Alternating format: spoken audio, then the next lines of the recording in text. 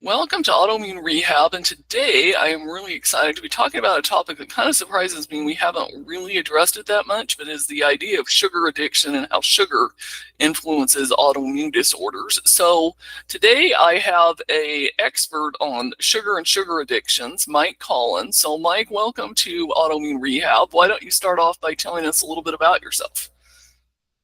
Sure. I am the sugar-free man on social media and the founder of sugaraddiction.com.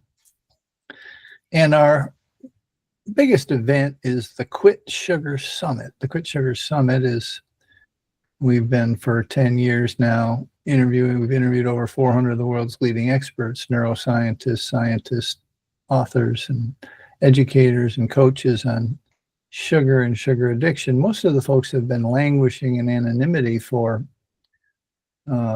years, decades, some of them. And we kind of created the ecosystem that's been studying.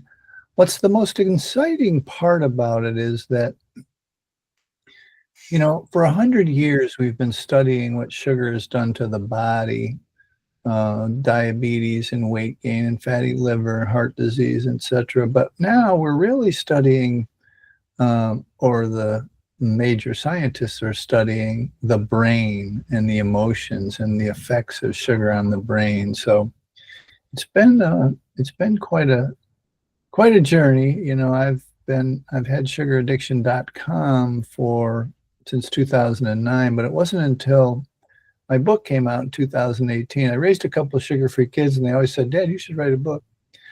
So I was kind of semi-retired. I wrote the book, and I started coaching in 2000. And well, I'd started before then, but really not in earnest. And between 2018 and 2020, I was coaching and I certified a couple of coaches. But when the pandemic hit, all hell broke loose. It was really just, it was just crazy. You saw the newscasts where everybody was buying out all the sugar. You saw the pictures, and no sugar, no flour, no candy, no cake, no ice cream, no soda, no beer, alcohol. Everybody was just at home, comfort eating and soothing themselves, which is an important part of the message that we deliver. And so we had already started growing online support meetings, and we had 2 a week. And it was nice, and we had our coaching clients there and whatever. But we went from 2 meetings a week to 5 meetings a day. Wow. In a period of 18 months during that pandemic. And it's never slowed down since, and we're still growing. We're certifying coaches. We just recently got approved by the National Board of Health and Wellness Coaches. And what we do is, we do one-on-one coaching, and we certify coaches so that they can, teach others. So that's the short version. That's a podcast version. It kind of brings up more questions than it answers, but that's how I ended up as the sugar-free. The sugar-free man thing came along during the pandemic, and it just kind of stuck. And so that's what I've used on social media. You can reach me at sugarfreeman.com if you want, but or sugardetox.com. We have kind of encapsulated the entire ecosystem, and our summits kind of create a place where all of the experts can meet every year. It's an online summit. It's free, and it's every January. So. Awesome, cool. Yeah, well, we'll definitely have to link to those in the show notes below so that people can check it out. And do you have like recordings somewhere of like the prior summits that people can check out, or how does that work? We have some of them on YouTube, on my Sugar Addiction channel on YouTube. But you can go there and you can purchase the back ones, I think. Yeah, you go to purchase.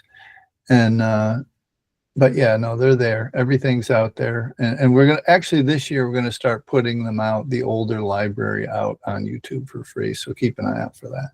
Awesome, cool.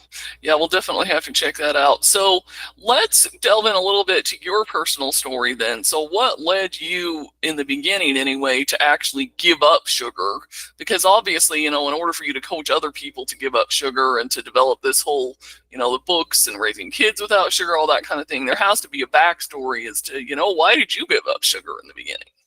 Yeah, no, thank you. It's a good question. So it really starts a generation back. My mother was my favorite sugar junkie, and my grandmother died when she was only 8 years old.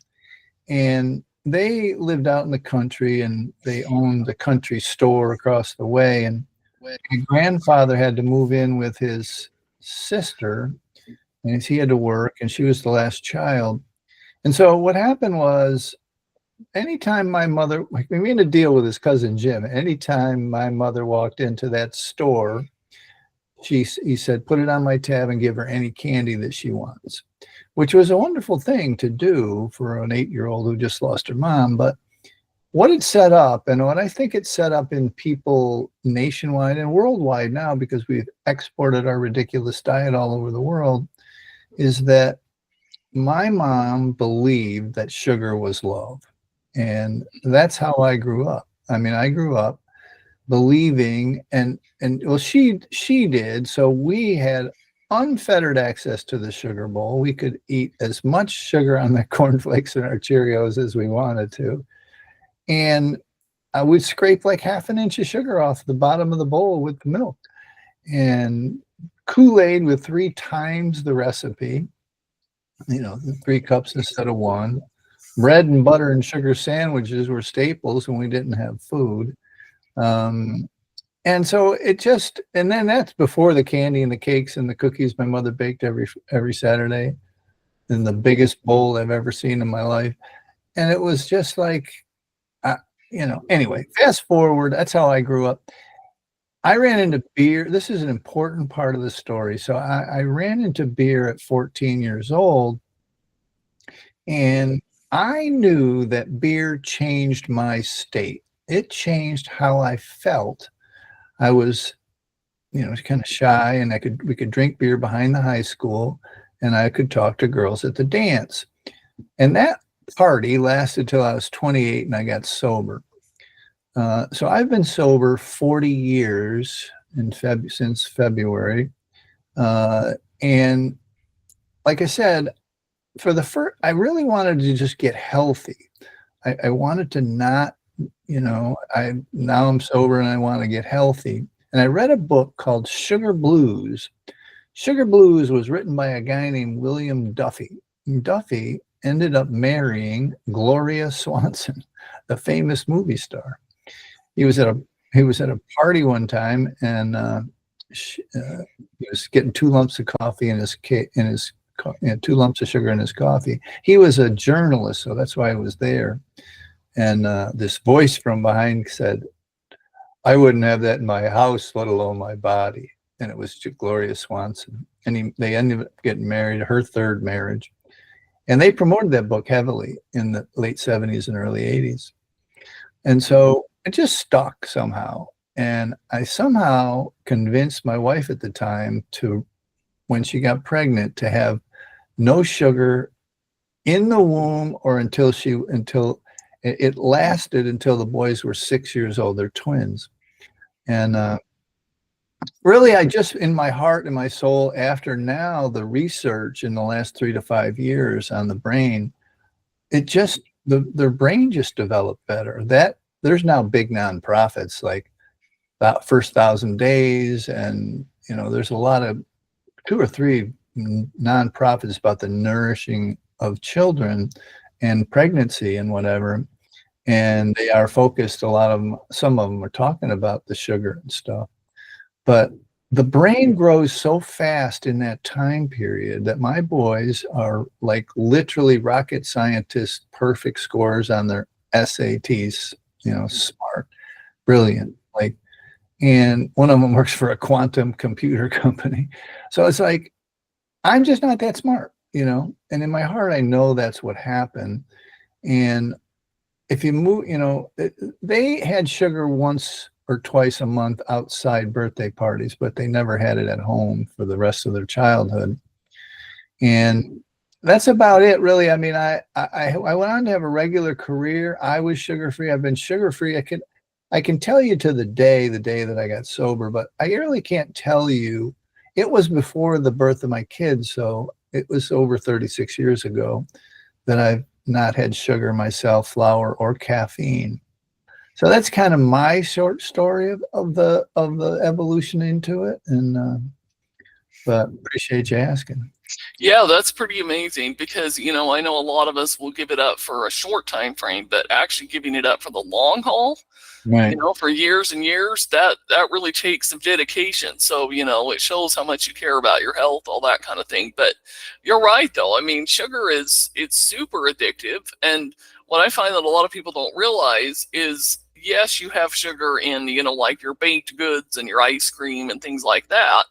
But there's, quite a bit of sugar in even things like ketchup and a lot of sauces and dressings and other things that you don't associate as like sweets per se.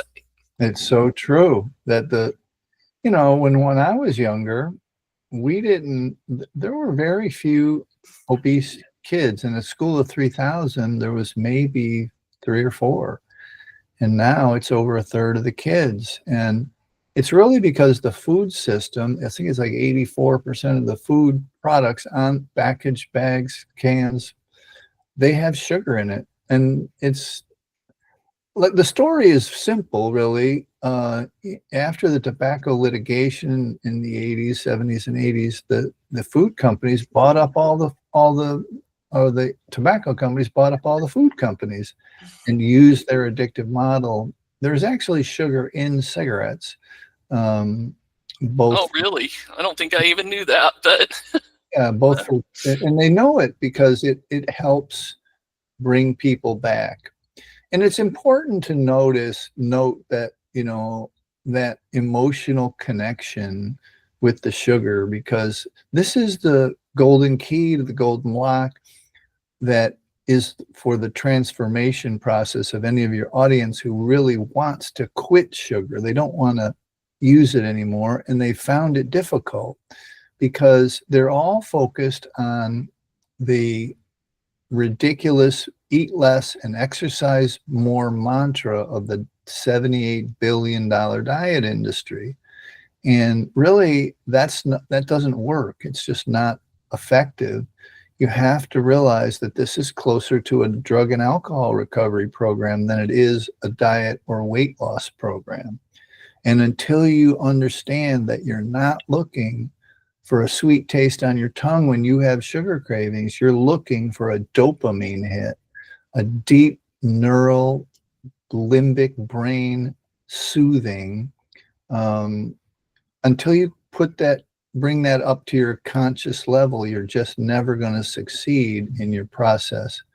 We have people come to us with, have tried, the average is 7.7, but 8, 10, 12 diets over 5 or what am I talking, 30 or 40 years, and they just can't quit sugar. We have a lot of recovering alcoholics and drug addicts who can't quit sugar, very addiction savvy people, because they've never put this construct together. They never really made it clear in their mind that a certain percentage, about a third. I was the chairman of the board of the Food Addiction Institute during the pandemic, and all of those educators and researchers and professors and MDs and PhDs had come up with an idea, or not even an idea, data over the years of working with sugar addicts, that about a third of people biochemically cannot ingest sugar without setting up cravings for more sugar. And that's tracks pretty well with the obesity numbers of a third of the adult population. So it's, one of the things about doing the podcasts that I do, and I do a lot of them, is because this message is not well understood or accepted, but it's definitely not even something that's clear to people. It's kind of sad, really, because sugar is the original gateway drug. Um, Yeah. it's like when the statistics as well as I do, that anybody that loses any amount of weight gains it all back in the first year, and then they add some. They a little, they lose 50, they gain 55, and the problem is very easy to explain when you apply this construct. You can resist, you can restrict, you can exercise for a time period, but somewhere in the next, whatever, 2 or 3 months, year, you are going to run into an emotional problem, a divorce, a death, financial, job creation, or whatever. You're going to run into something, and you're going to fall back on the emotional management system that you have used since you were a child. It's a very common construct in the world of alcohol and drugs that if you used alcohol and drugs when you were 14 or 15, you stopped growing emotionally. Mm-hmm. Yeah, right. Your relationships are upside down. Your career, your everything is like, because you never solved any problems. You just numbed out the next day and postponed life's adult problems. Will you extrapolate that backwards to 4 or 5, likely in the womb, but 3 or 4 or 5 years old? It's like children get this giant rush of dopamine, adult-sized rush of dopamine, and they subconsciously start to equate the two together. And like it takes our type of intervention to raise it to the conscious level. And the poor child is thinking, oh, I'm upset, sugar, I'm worried, sugar. And this is how we are managing our lives. The entire adult population of the world now is, and this is literally underground, subconscious, not understood, that we are managing our emotional lives with sugar. And this is before the necessity for the biochemical repair that is required in the brain that abstinence will give you. It's crazy how bad sugar destroys the brain. I mean, it literally shrinks the brain, literally puts holes in the brain. Hundreds of thousands of MRIs, Dr. Daniel Amen. I mean, it really is destroying the brain, and this emotional ability to handle things is being, sugar's being used for that. So, I mean, go ahead. That's a good one. And I know one of the questions that I think we ought to talk about is, the whole concept of, do I have to stop all sugar forever? And I think, you would for sure say that, obviously those 1/3 of people that have that chemical wiring, yeah, they have to give it all up forever. But what about the other 2/3 of people? Would you say that everybody really should stop all sugar forever? That's a good question. So the second third of people, it's funny that it breaks down in thirds, but about another third of people are what we call harmful users. And because of what you mentioned in the food system having so much sugar in it, they have just their body has been adapted to sugar, and they get a little bit of relief. They get the same kind of emotional relief for a second or two. And with a reset, those folks can go back to using sugar occasionally. I mean, hopefully they have kind of understood that they're going to try and cut out the ketchups and cut out the sauces and stuff that have a lot of sugar in them, and not, cut back on the sweets, and definitely not drink sodas, drink sugar.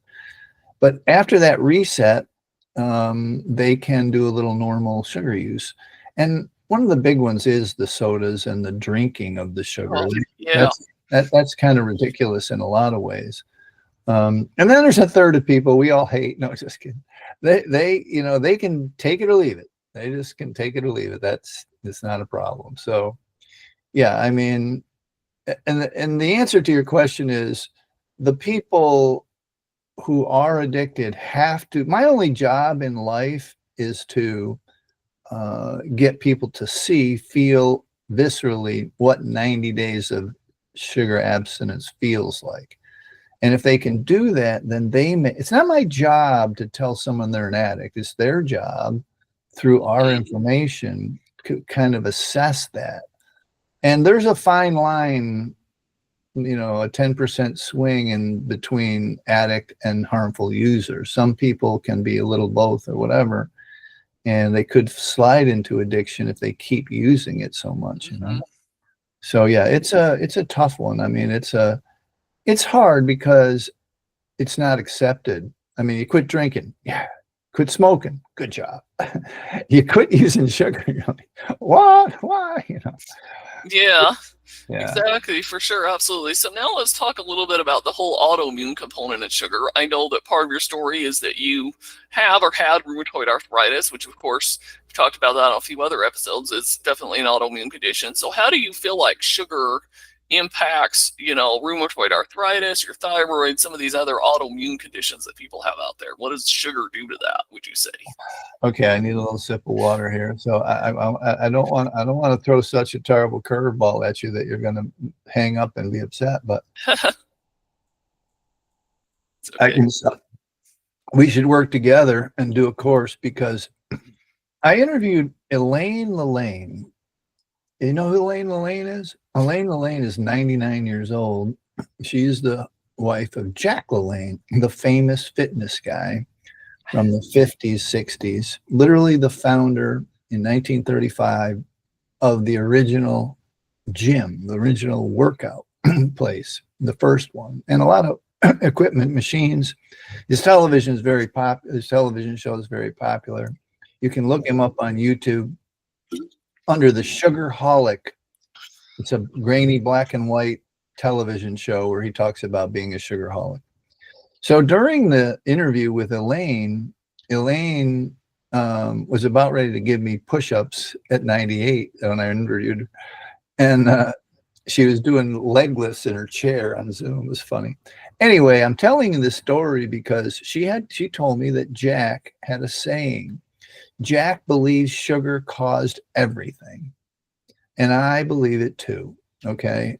And rheumatoid arthritis is an absolute paper tiger. It is sugar addiction, in my opinion. Now I'm going to qualify this. In my opinion, most autoimmune diseases are sugar addiction, sugar toxification. Rheumatoid arthritis clears in 95. We've done 41,000 plus detoxes and thousands of one-on-one coaching engagements. And rheumatoid arthritis clears in almost every person. We had one woman who had one knee replacement already, and she had the second one scheduled. And I said, give me 90 days. That's 2.5 years ago. She's never had that second operation. And, you know, lupus, thyroid stuff, chronic fatigue. It goes on and on and on of the things that I have, the remissions that I've seen. We've had hundreds of type 2 diabetes remissions and autoimmune remissions in our communities, because when you go abstinent of sugar and flour, your body changes. Again, the first thing that happens, 95%, is hands and knees. Everybody's hands and knees stops hurting. I started to make people, when I'm coaching, hold their hands up to me and tell me what their hands, show me what their hands look like. My mother used to call her own hands monster hands, because they were so deformed from the arthritis that they would go in different directions. The knuckles were gigantic. And this happens in all of, the folks. I can almost tell how bad your addiction is by your hands. And for some people, it doesn't happen to everyone, even with rheumatoid arthritis. But I have seen it so often, the whole my knees don't hurt. And there is some, obviously, if you're heavier, it hurts your knees. But even as people are losing the weight, once they stop the sugar and have their abstinence and they're beginning to lose the weight, they can walk again. They can, walk longer distances because their knees don't hurt. This is rheumatoid arthritis has been the one that's been the most obvious and physically visible to us. Yeah. The others, I actually believe there's a term used that isn't used too much anymore. It's called amotivational syndrome, and it's mostly was affiliated with a marijuana use, where stoners sitting on the couch kind of thing. And the chronic fatigue thing really, if it was either diagnosed or even not, just I was always had no energy. Yeah. That goes away pretty quickly, because I believe sugar is an amotivational syndrome drug. I do believe that it here's the thing. For 100,000 years, actually a couple million years, but 100,000 years, dopamine, and when I say dopamine, I mean dopamine, serotonin, norepinephrine, GABA, oxytocin, adrenal glands, endorphins, cannabinoid receptors, every brain and body reward chemical in the body is affected by sugar. And for millions of years, we have evolved this reward system to chase food and sex and to keep the species alive. And where we are now is we can hack that system. We can hack into that system by eating Oreos on the couch. And we don't need to exercise. We don't need to, because food is very plentiful.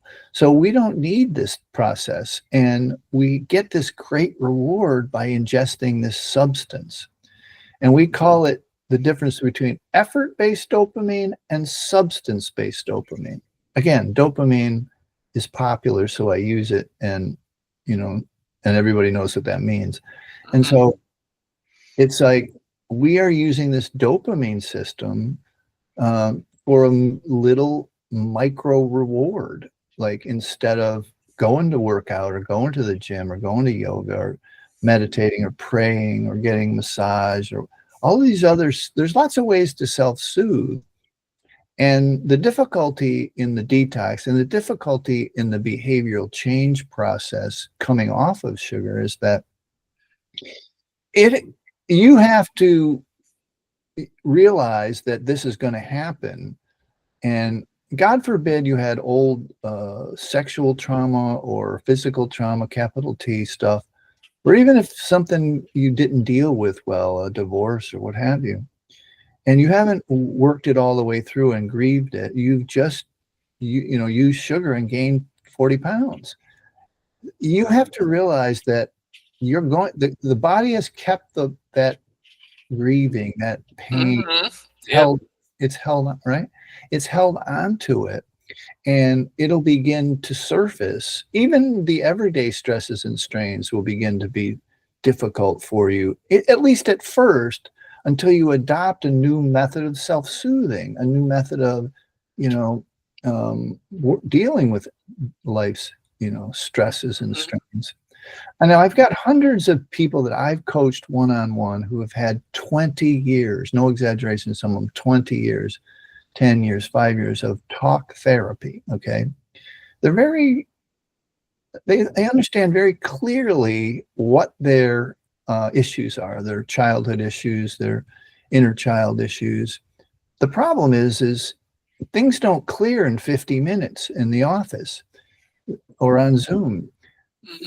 People undo it on the way home at the 7-Eleven. It takes years to get over a death or a divorce or something. And they have never really fully worked through it. They're knowledgeable intellectually, but the emotional part has been numbed by the substances, right? Look, again, very common in drug and alcohol world that you have to do this work. And what's missing in the quote unquote diet work and diet industry is that you have to go through this as well. Like the emotional eating folks, and even the people in eating disorder clinics, You're not well in an eating disorder, bulimic or binge eating, if you can't ingest flour or sugar moderately. And that's just totally wrong. Okay. And the emotional eating folks, same thing, the what's eating you kind of idea. They only got a part of the equation right too. For some people, abstinence will be required for full healing. Mm-hmm. So it's, again, it takes about the arc of a podcast like this to explain why people, like if I tell them to stop eating steak for a month, no problem. They stop eating broccoli for a month, they can do it. But when they try to quit sugar for even 2 or 3 days, 5 days a week or whatever, they can't do it. And that's because of this relationship to the psychological, neurochemical,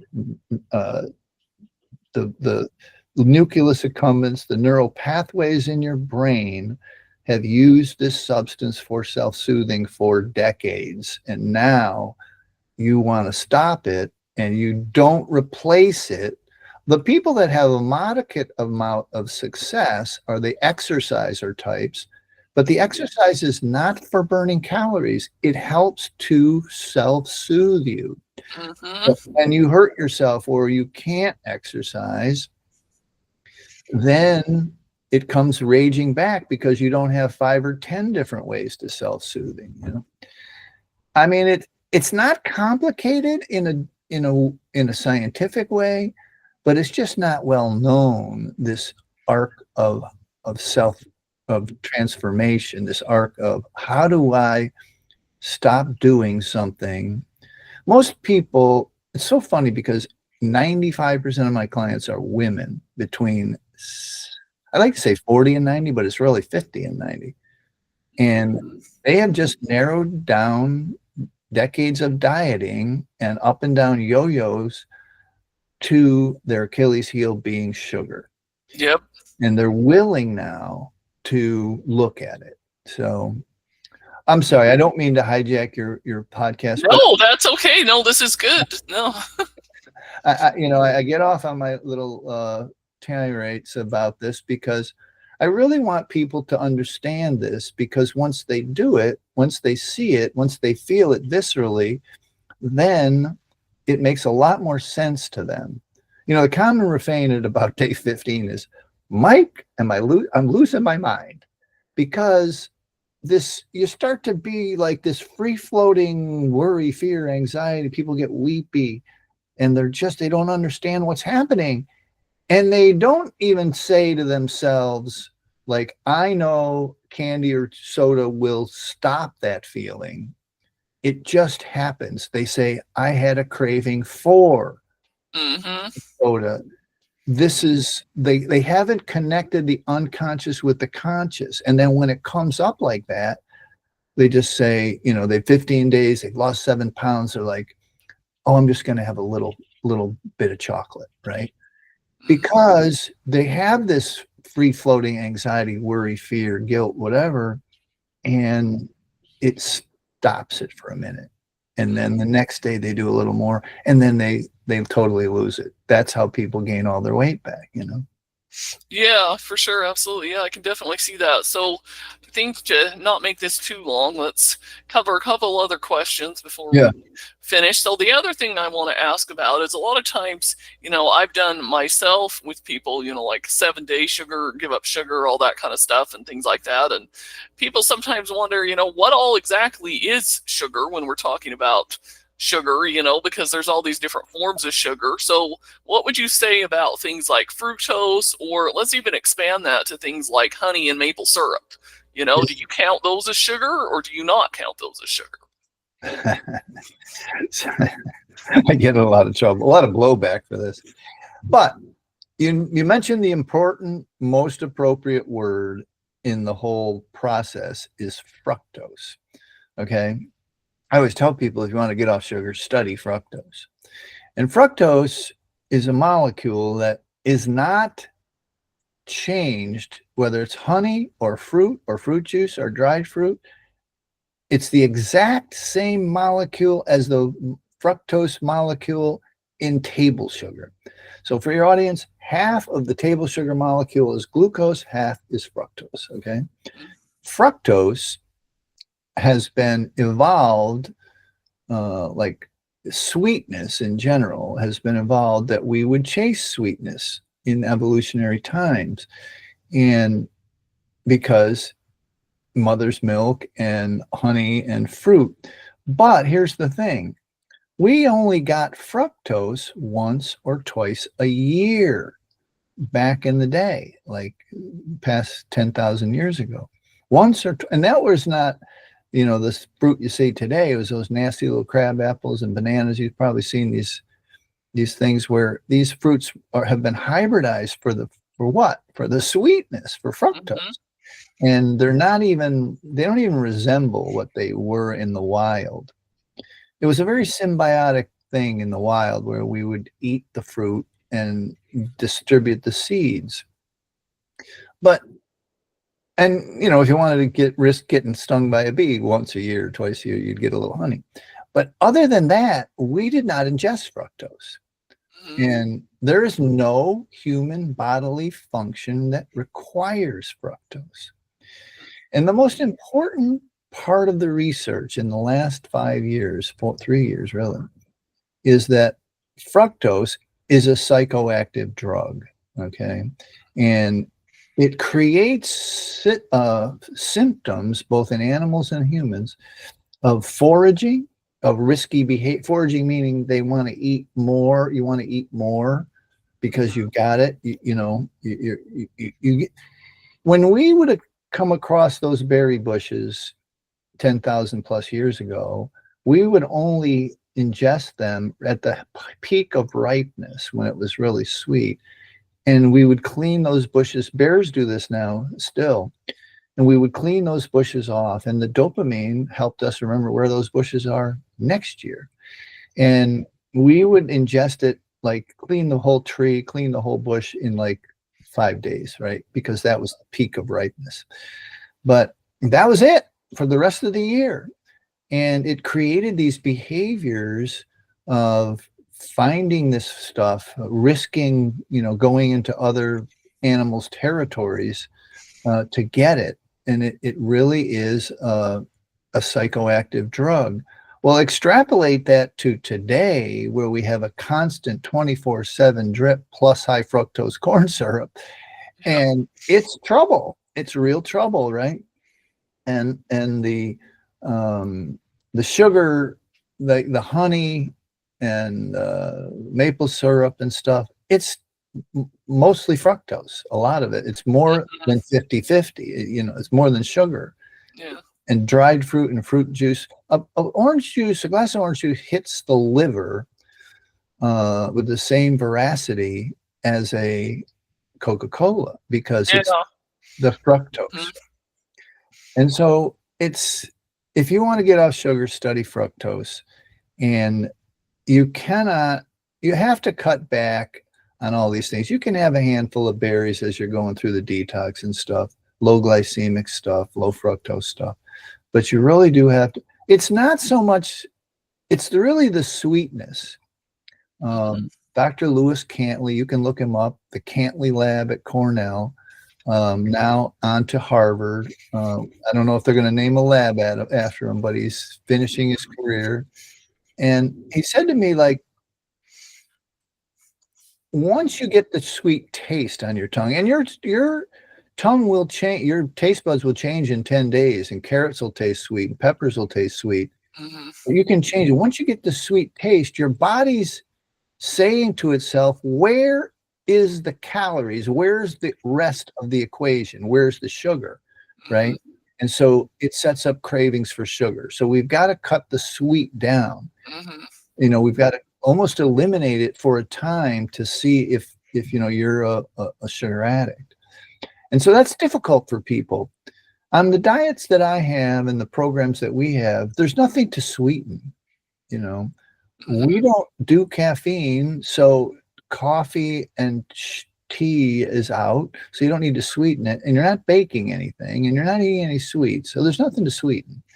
And yes, you've got to cut down on the fruits and in the beginning, at least. Some people can go back, definitely harmful users can go back to having, using fruit, but it's a tough one, and it's hard for people to accept. And people think I'm a little bit tough. I'm the furthest thing from tough love, but they think I'm a little difficult because of these restrictions at first. But here's the thing, look, they've done the cabbage soup diet, they've fasted, they've taken speed, they've taken Edrin, they've taken Ozempic, they've done crazy things to their body. Why not just for 90 days give this crazy guy's experiment a try and see what happens? See if your hands and knees don't stop hurting. See if your autoimmune stuff clears a little bit, For sure, absolutely. Okay, Yeah. so why don't you share with us then, what if you were to look back to right before you started giving up sugar? Yeah. And so flour and all those things, so about 36 years ago, what is one thing you know now that you wish you would have told yourself at that point in time? Good question. So the flour is not a more recent thing, but the kids had some flour. I ate flour for a time, but the flour is another one that I get a lot of pushback on, a lot of blowback. Flour turns to sugar in your stomach. Yep. And I somehow, and I did a lot of fruit myself over the years, and, till I kind of came to a conclusion about 7 or 8 years ago that I couldn't be using it either. And so it's the flour and the fruit that a lot of people go to. But here, you'll hear me say this a lot, and it's those things will keep the cravings alive. The last thing you want to do with all this is to be craving all the time, to have that free rent in your head, to be fighting against it, because biochemically you can't fight against this. It's not possible to win that battle. It is such a strong limbic, deep brain pull to ingest. It almost feels like you're dying. It's like that you will die without it. Because you need to get that little bit of dopamine that you know how to get unconsciously through this substance. And you don't realize that, a long run or going to yoga or getting a hug would work. And you don't substitute, and you don't have these other self-soothing practices. So yeah, it's the flour and the fruit that people need to kind of pay attention to in the early days, and give themselves that little bit of abstinence. I mean, we've, again, done crazy diets and done crazy things to our body, and God forbid the bariatric stuff and now the Ozempic stuff. We've done crazy things to do this. Why not try this? I mean, we have hundreds of bariatric patients who have learned to hack their surgery by drinking sugar and gained all their weight back.